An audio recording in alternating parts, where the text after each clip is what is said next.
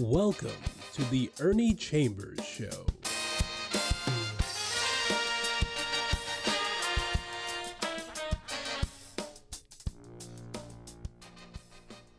Brothers, sisters, friends, enemies, neutrals, and fools. We have some fools out there. This is one of the most momentous elections that has ever or will ever occur in this country. Much has been made about a blue dot in a red state, but nothing is said about the black man who really made it all possible. And who might this black man be? Well, he's talking to you, has talked to you for years, has talked on the floor of the legislature for 46 years. And when I say I made the blue dot possible, I'm not exaggerating. When a colleague of mine named Senator Diana Shimmick went to Maine and saw that they had a situation where electoral votes were apportioned based on which candidate for president got the most votes in each of the congressional districts. She thought it would be a good idea for Nebraska, drafted a bill, introduced it. I was on the board from the very beginning because I have always supported district elections. When you divide a large entity into districts, you make it possible for each group or subgroup that might be in that overall picture to combine their efforts and get a representative on the governing body that controls the entire entity. So when she said this is something that will deal with districts, I was on it, as they say, like white on rice, or white people might say black on licorice. I'm going to do some reading because that is the best source of evidence. What is printed? Much was said in the national media about the work that I had done. People around the country knew more about it than the people in Nebraska. This item is from a national publication called the American Prospect. The headline, "The Black Nebraska Lawmaker Who May Have Delivered the Presidency to Joe Biden." By the way, my pair of glasses has one of the stems broken, so you might see me adjusting these cheaters from time to time. Biden has Ernie Chambers to thank for getting one electoral vote out of the Cornhusker state. The nation has a lot to thank Ernie Chambers for, in fact. Then it has a picture, which you cannot make out, but it says, Nebraska State Senator Ernie Chambers addresses lawmakers in Lincoln, Nebraska, February 12, 2020. As unlikely as it may seem, Nebraska may have clinched Joe Biden's presidential victory and steered the country away from the Electoral College gridlock. And that's the way it's looking this term also. This, before I get into what was written by the National Geographic, is an intro by the Omaha World Herald, not intending to introduce the National Geographic article, but it kind of brings things into focus.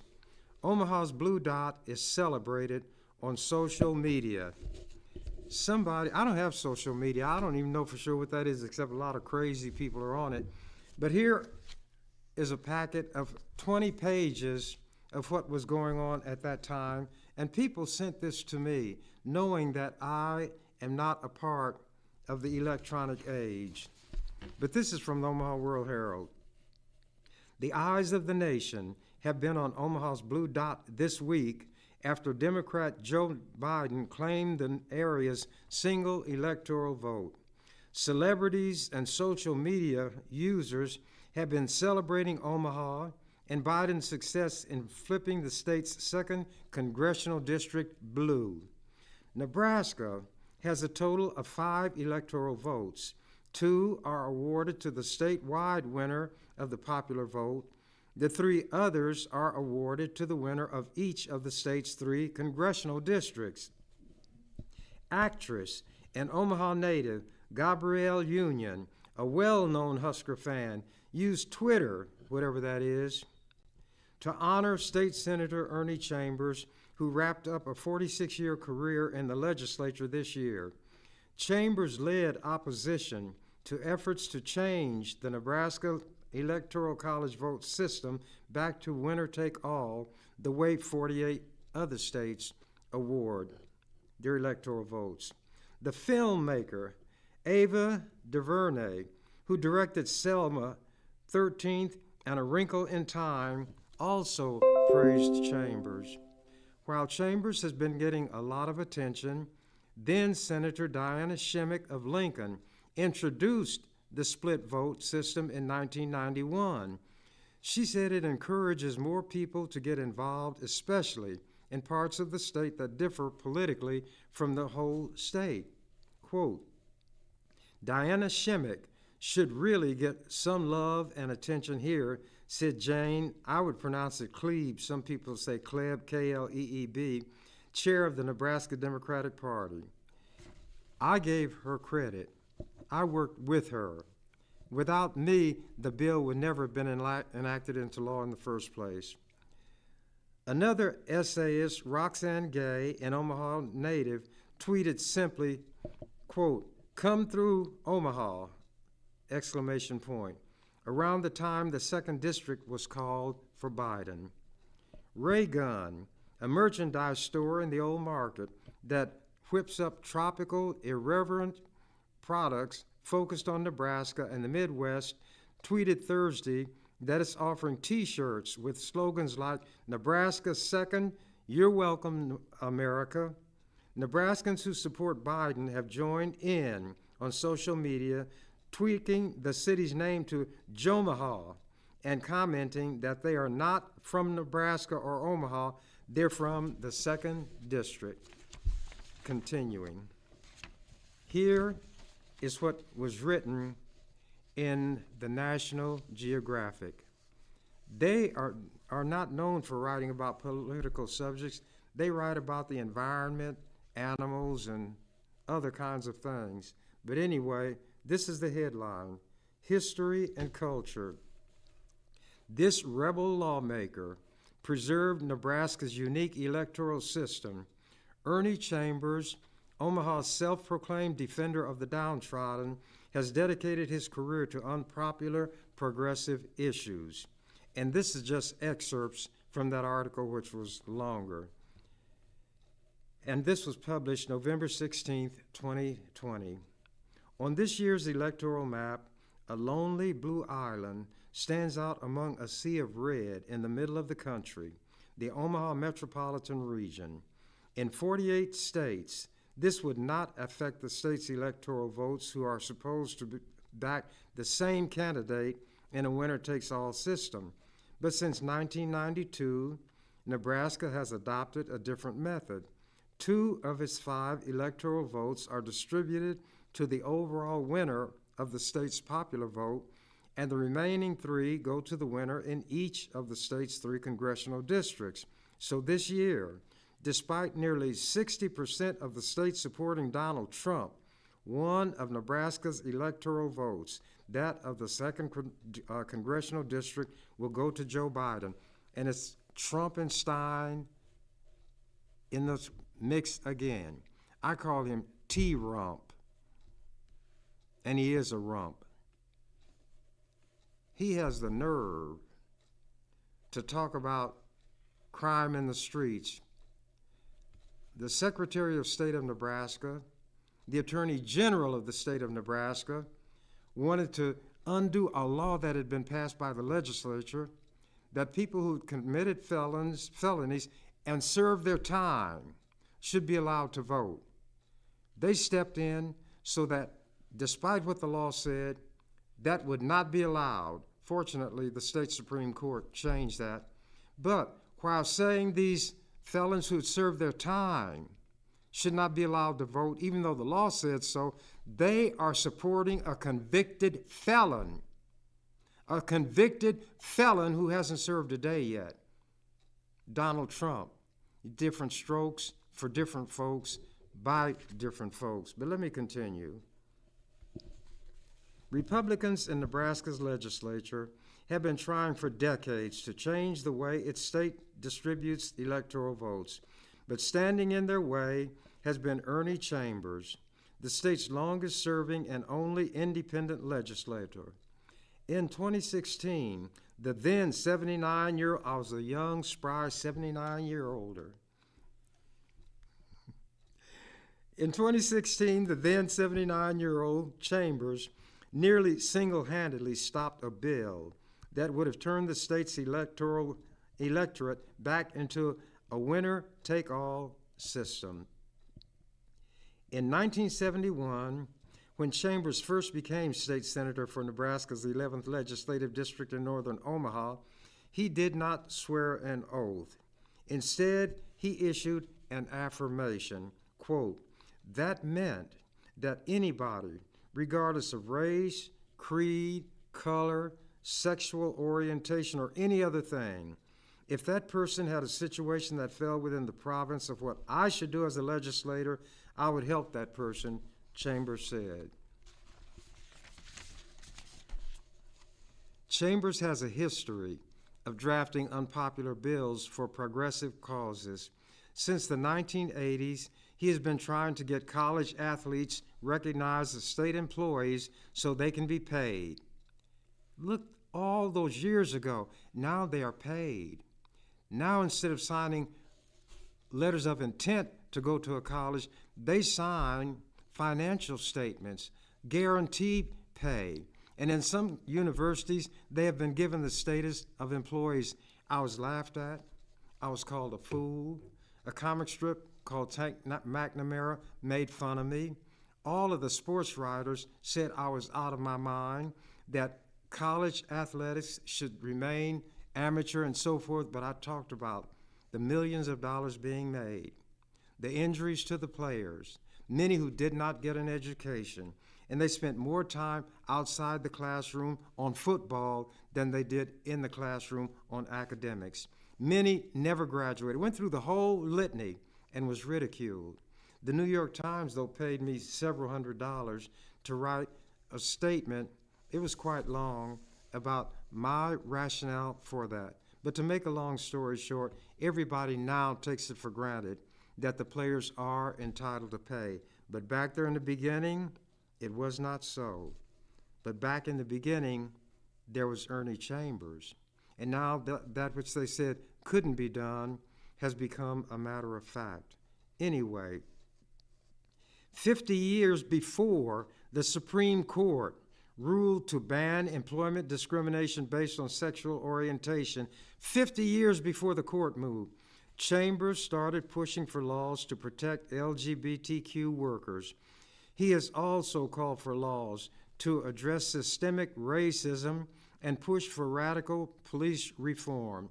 Only this year, in the aftermath of nationwide race-based protests based on young Mr. Floyd having been murdered on camera, and when they say this year, it was the last year that I was in the legislature.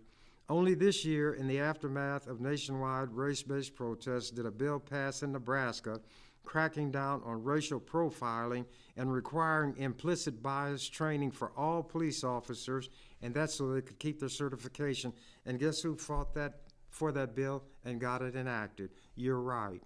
And yet people always ask, Ernie, what did you ever do in the legislature? They don't read the newspaper. They don't watch the news. So I will tell them, well, if you're not aware of anything, it's the same as if I did nothing. Continuing from the National Geographic.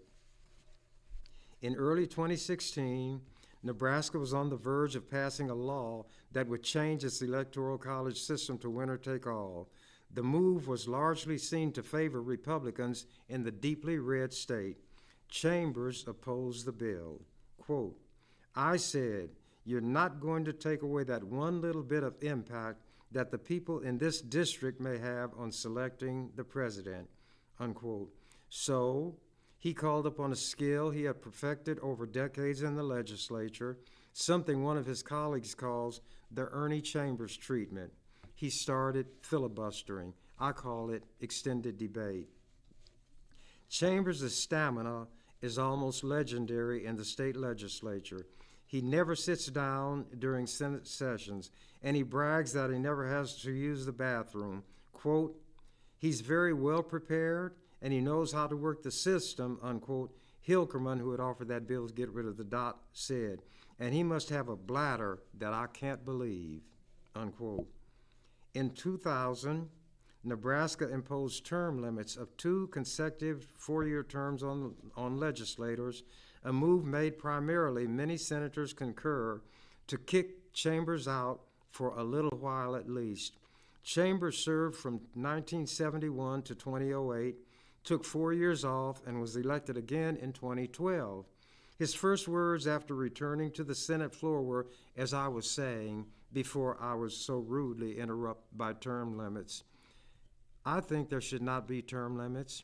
It was stupid, and I told them so, for these white people who hated me to enshrine me in their Constitution.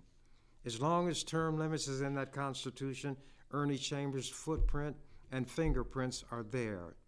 But these white people were willing to destroy the representation of 48 other districts to stop one district from sending a black man to the legislature. And you're going to tell me one black man is not more powerful than 48 white men? I would tell them on occasion, this is my legislature.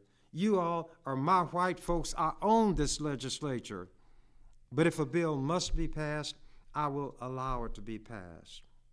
And how do I do it? Not by grabbing anybody by the throat, but I master your rules, and a loaded brain is more powerful than a loaded gun.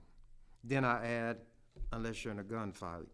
Then that loaded brain tells you, if you're talking and somebody says, Chambers, if you say another word, I'll blow your brains out. Zip, silent night. Continuing. The fight for the split electorate. In early 26, oh, wait a minute.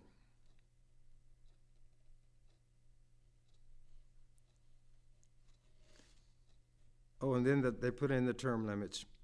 But now, with his term ending in January, the future is less certain for the 83-year-old Chambers. That was the last time I served in the legislature. Other senators are preparing for a legislature without him. But now, with his term ending in January, things are much less certain. Many senators say they worry that the quality of the legislature will decline without Chambers' watchful eye and ironclad principles. Now that's what white people in a national publication said about a black man who was in the legislature here for 46 years, did all these various things that national media have recognized, even sometimes international, as when I got the death penalty abolished. In Italy, they put a huge banner across the front of the Colosseum in Rome and lighted it up. And it said, congratulations, Nebraska, for abolishing the death penalty. Nobody had done anything in Nebraska other than the black man that was recognized internationally. But such is life. And it never disheartens me to be fought against, because I knew that was what it was about. And I knew what it was when I got into it. I think that what I need to do before I go on is touch on this coming election. There are 2 provisions on the ballot that relate to abortion. One is labeled 434, the other 439. 439 is the one that ought to be voted for if you think a woman should have the right to make a decision about what to do with her own body. If you are against a woman having that right, and you want to go along with the Catholic Church and these other so-called pro-lifers, then you vote for 434. I have seen commercials on television where they try to make clear which one you vote for and which one to vote against, and people might not remember. I write little rhymes, and I wrote them all the time in the legislature because you can say a lot in a rhyme, much more than you could say if you were trying to explain it at length. Here's what they ought to say. 434 out the door. 439, you're doing fine. 434 out the door. Vote no. 439, you're doing fine. Vote yes. Isn't that simpler than discussing in detail what each one does? But what do I know? I'm just the lone black voice in that wilderness in the legislature, whom people living in the state are saying will wind up in their Hall of Fame. This headline says, Chambers proposes districts take all. You do everything by district instead of having any of it at large. His amendment would create 5 electoral districts. I won't read that, but I didn't push the bill because I made my point. Now, here's a headline I like, and it's in the Journal-Star. Chambers hijacks legislature. Senator gobbling up time to delay winner-take-all bill. This is another of one of their efforts, and this was in 2016. Recounting his colonoscopy and reciting lyrics from the Coasters' song Along Came Jones, Omaha Senator Ernie Chambers hijacked the Nebraska legislative session during one of its critical final days Tuesday. When they got to the end of the session, I said, as those old guys say, time is on my side. Yes, it is. And that's what I tell them at the beginning of the session. You can try to run roughshod over me, but you're going to pay me, and I'll collect it in terms of time. And I know that the heavy subjects are going to be saved for last, and they get rid of all the little stuff. Then when we get to the end and time is running out, that's when I take the center stage and I have things my way. But let me read this. And this is from the Lincoln Journal-Star. The bottleneck even compelled lawmakers to briefly consider canceling what remains of the entire session. These glasses, as I told you, were broke, have one of the stems missing. I got to keep adjusting them. Chambers was making good on a promise to gobble up time with discussion of other measures if lawmakers advanced a bill to return Nebraska to a winner-take-all system of awarding presidential electoral votes. Quote, I'm having so much fun, it has to be a sin, he said at one point. 5 days remain for the legislature before it is scheduled to adjourn for the year, and Speaker Galen Hadley said his main priority during that time is to address a trio of property tax and education bills. Those measures are up for second round consideration Wednesday. A final vote on the winner-take-all bill would take place on a later day after supporters overcame a filibuster during second round consideration on Monday. They got enough votes to shut me up at the second round. They invoked cloture, and I couldn't debate anymore at second round. Continuing. What I am proposing to do today, this is when we're in those last days of the session, is to take time, Chambers said Tuesday, with hours ticking off the clock. Senator Laura Epke of Crete made a motion to immediately adjourn for the year. She was voted down 1 vote yes, 44 no, but she was trying to make a point. Quote, she said, I want people to think about whether they're actually accomplishing anything at this point. Lawmakers have adjourned as many as 3 days early in recent decades if major legislation was addressed and the governor didn't plan to veto any bills. But canceling the remainder of this session due to a legislative standstill would be unprecedented. I did things which were unprecedented, which means nobody before me. So BC meant before Chambers. Quote, I feel your pain, the speaker told the lawmakers addressing that move to end the session. Yet, important discussions lie ahead, he said, noting the property tax and education bills, two of which are priorities of Governor Pete Ricketts, were still up.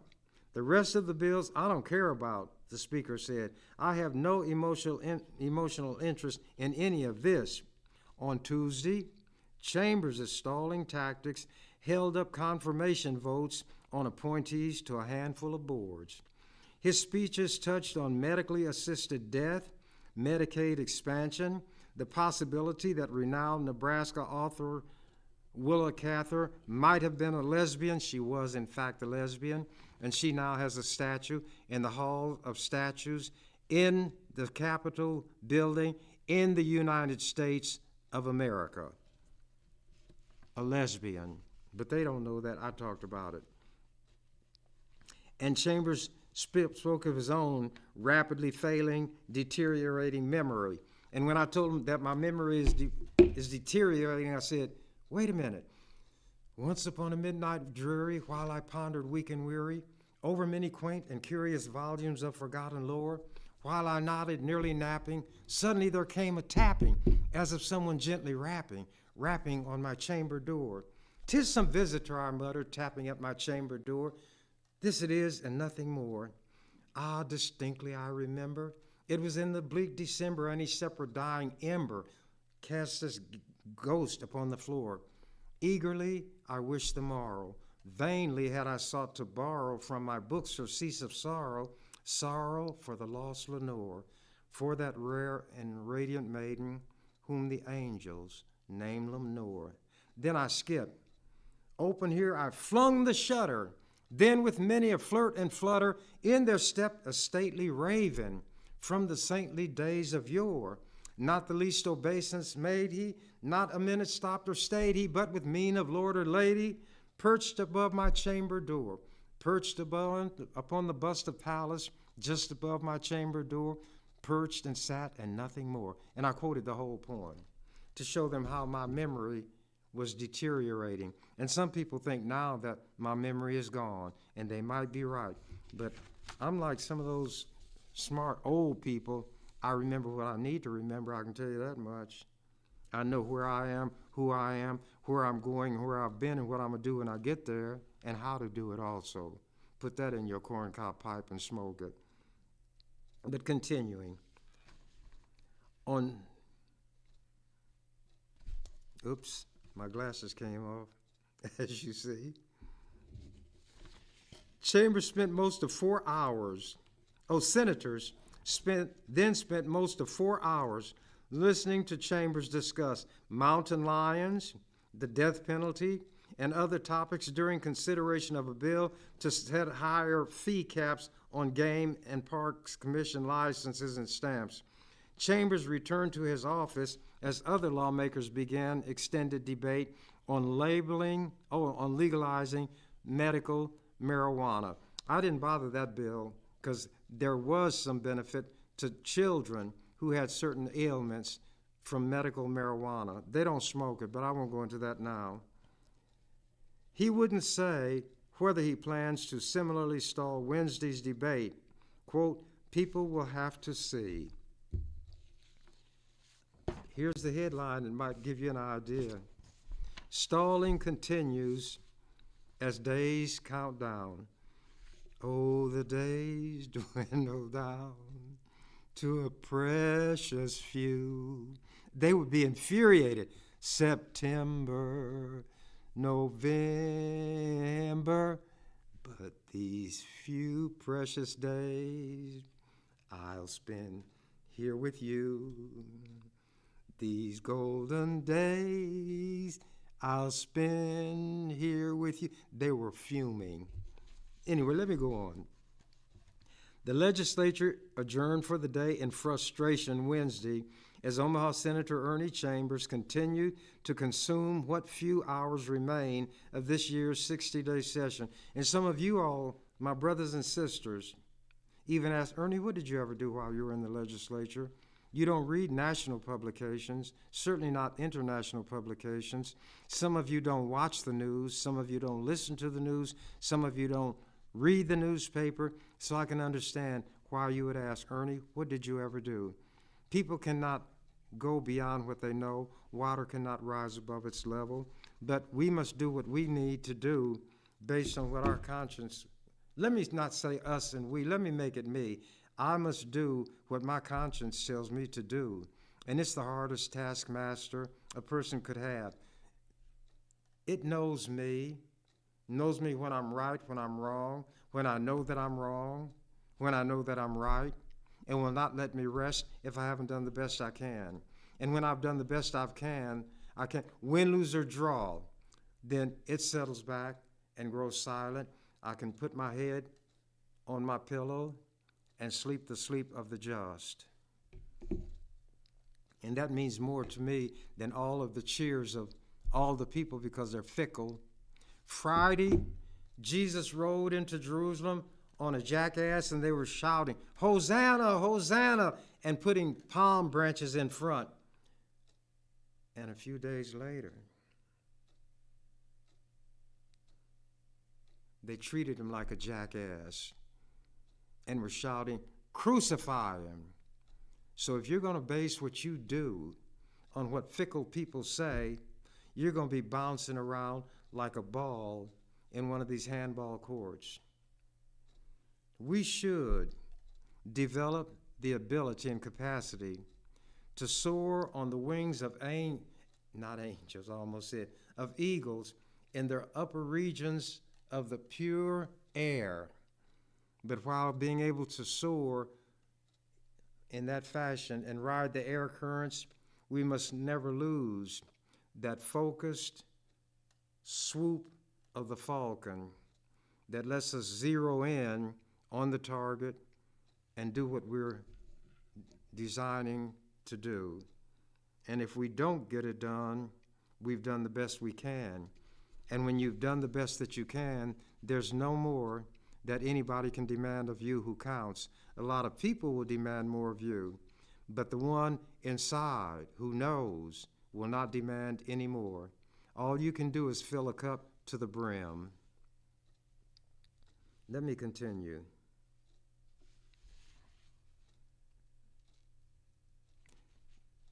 Despite Chambers' tactics, lawmakers were able to advance a pair of measures seen as critical to the property tax package. One eliminates the Omaha Learning Community's common tax levy, and that was something that I helped create. The learning community was my creation.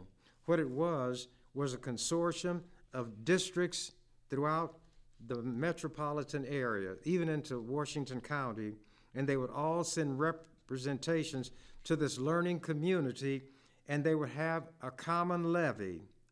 That money was put into a common pot, and then it was distributed based on need.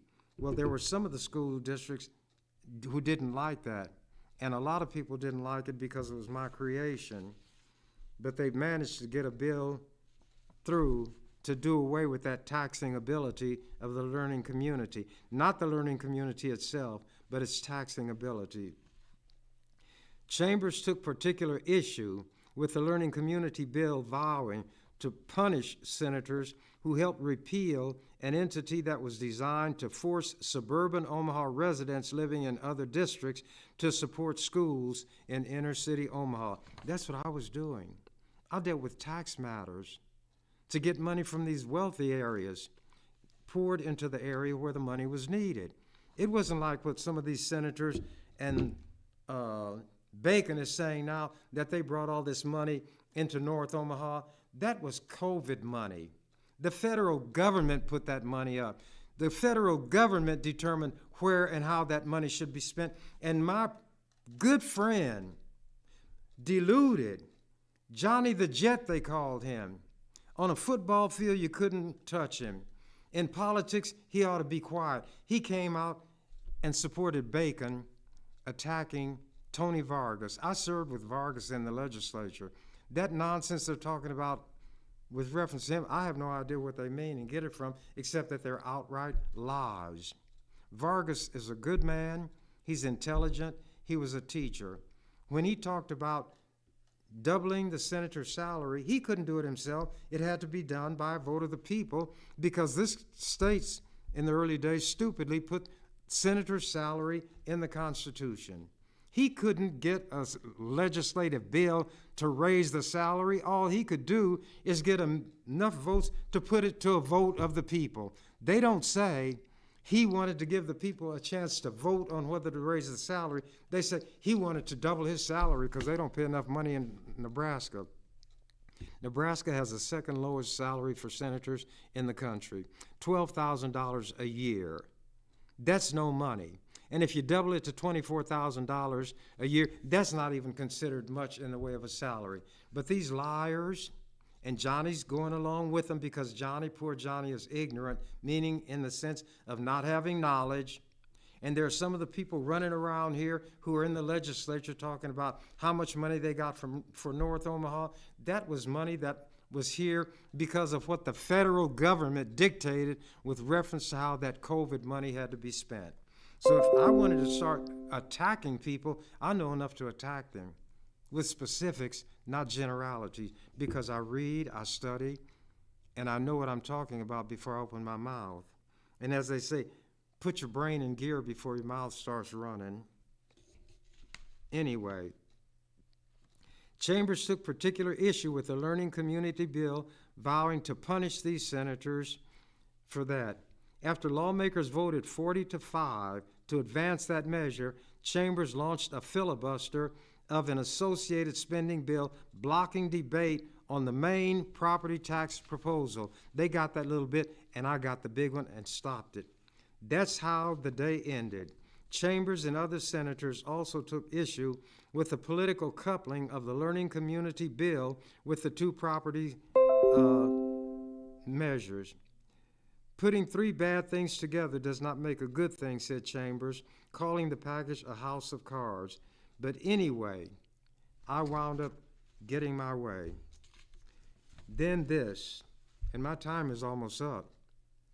Chambers holds up bills with poetry and song.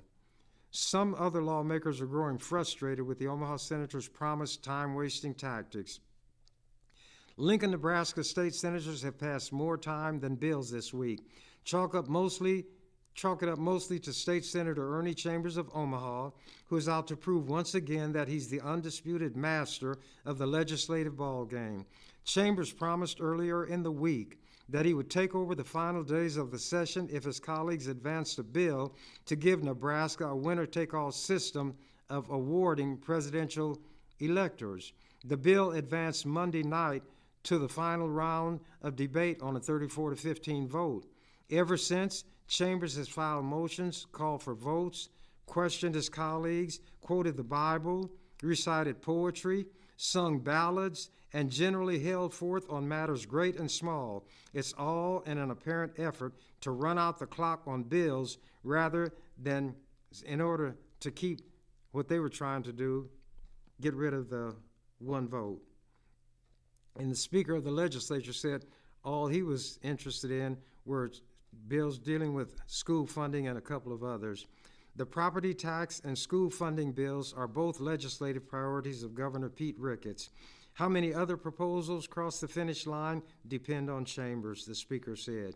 I get exasperated a little, the Speaker said. My role is to get senators' bills heard on the floor. Chambers, 78, has been a state senator for more than 40 years. His deep knowledge of the legislature's rules combined with his skill as an orator give him an uncanny ability to carry out hours-long filibusters alone while standing and without bathroom breaks. He cares not a whit about whom he might alienate, offend, or irritate. Just how many bills he derails remains to be seen, but he notched a few casualties Wednesday. 4 bills that needed to advance from first-round debate by the end of the day were killed when their allotted time on the agenda expired, thanks to my so-called, what do they call it, filibuster? Anyway, it's what it is, said one of the senators.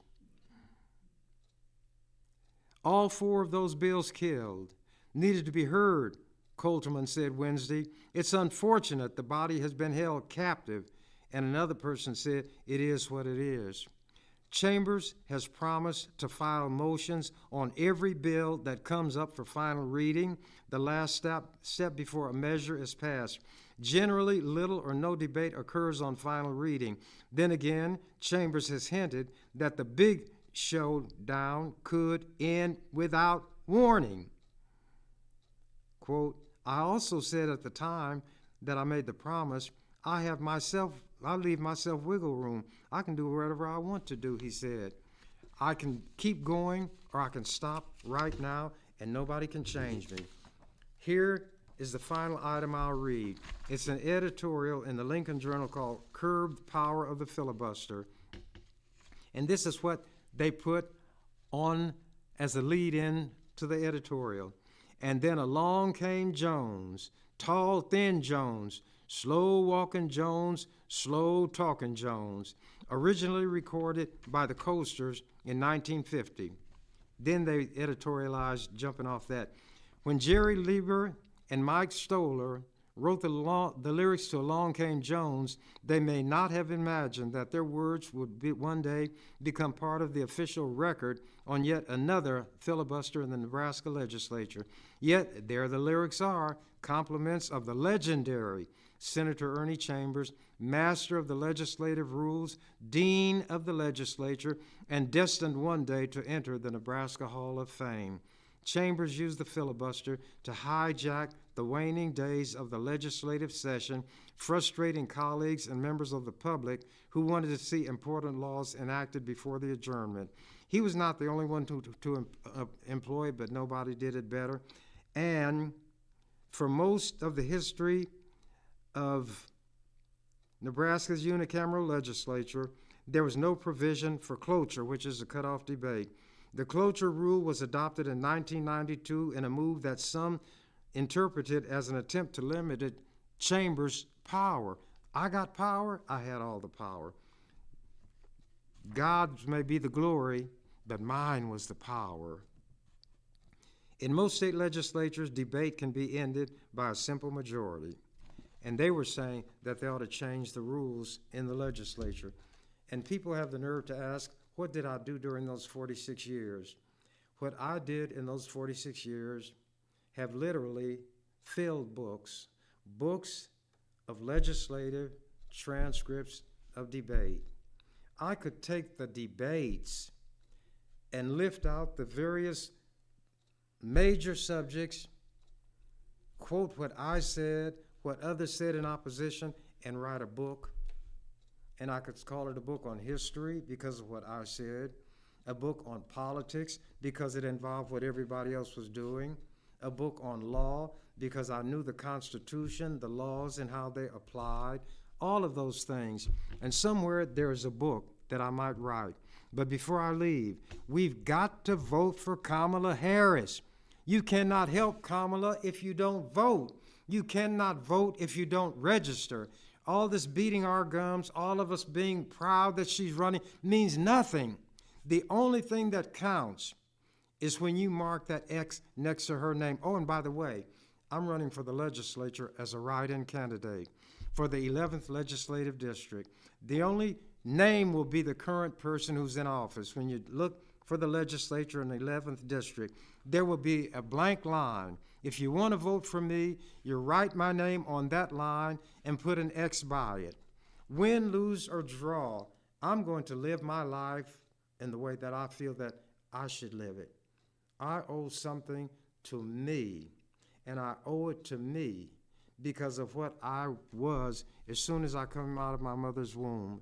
And my mother is a woman I respect more than any other woman, and I could go into a long story about her and why I think so much of her. But I've always adopted it as a principle that I'm the one in politics, not my family, so my family are off limits. And I have tried to give you some background on the things that I did to make that blue dot possible. And maybe you would pay attention to me when I say, go out and vote. That's the most important thing right now. Go and vote. And as the canary said, when it came to his knowledge that the door to his cage was unlocked, I'm out of here. You've been watching The Ernie Chambers Show. If you'd like to leave suggestions, email us at ewcfacts@gmail.com. That's ewcfacts@gmail.com. This is an EWC Communications production.